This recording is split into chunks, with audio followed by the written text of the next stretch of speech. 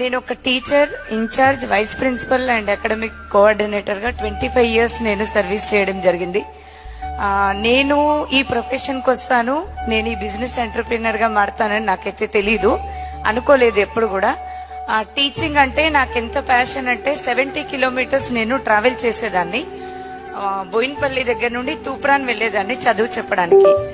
Okay, so నాకు first of all ఈ business ని పరిచయం చేసింది Syed Imam sir and Najma madam. Great round of applause to them. Okay, yes, మనందరికీ అయితే ప్లాన్ చెప్పడానికి ఎవరో ఒకళ్ళు వస్తూ ఉంటారు.